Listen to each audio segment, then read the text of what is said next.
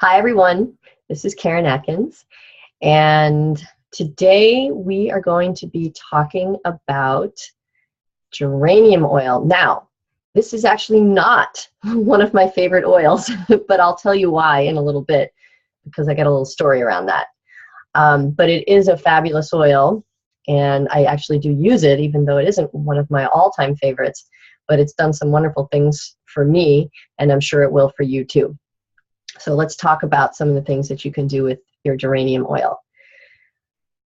One thing you can do is to combine geranium with fractionated coconut oil or another carrier oil to give your partner a sensual massage. So this might be something that you might have your cinnamon diffusing on the side and then bring in the geranium for that connection with your partner.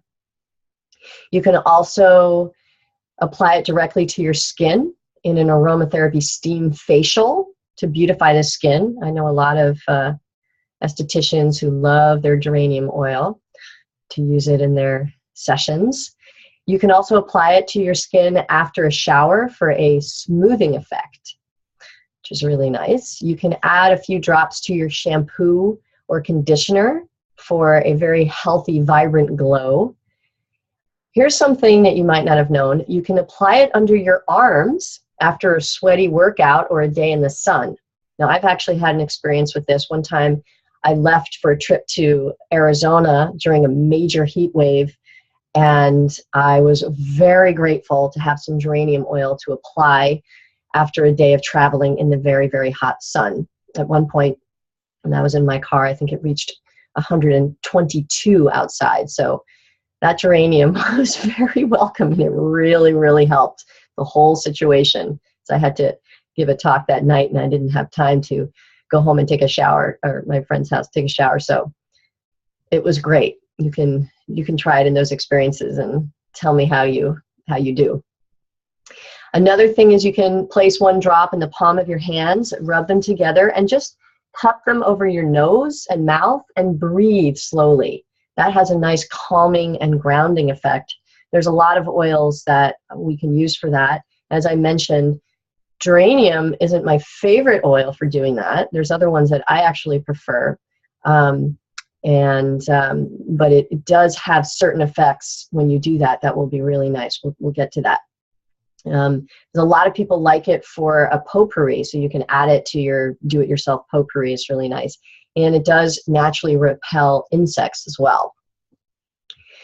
So some people say that you are attracted to the oils that you might need in any given moment.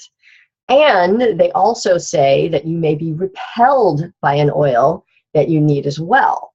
So that was actually the case with me and geranium.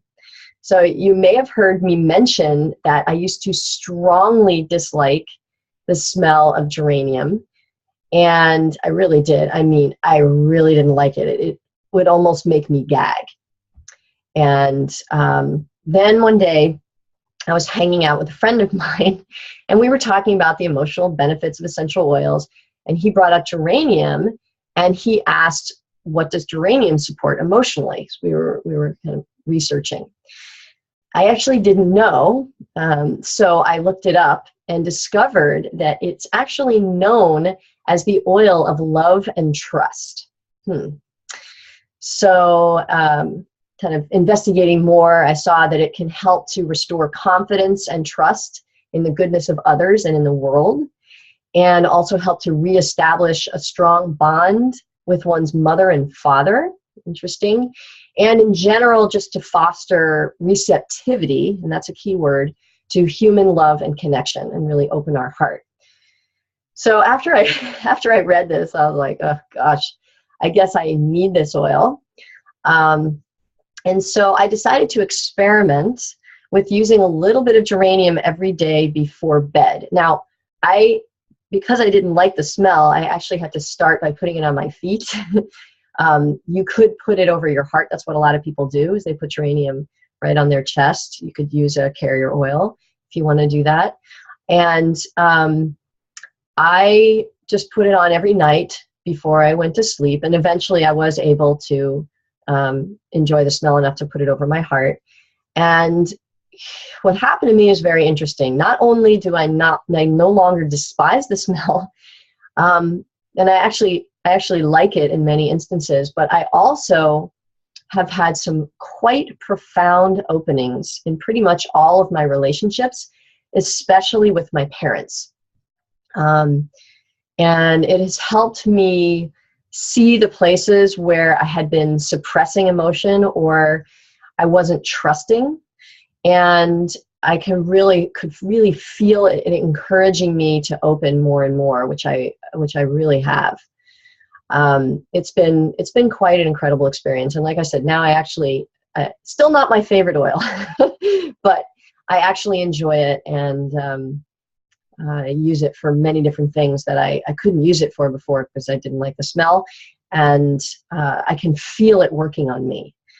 Geranium is a very gentle oil, so it really helps all of us to nurture our inner child and almost assist us in a reparenting of that aspect of ourselves.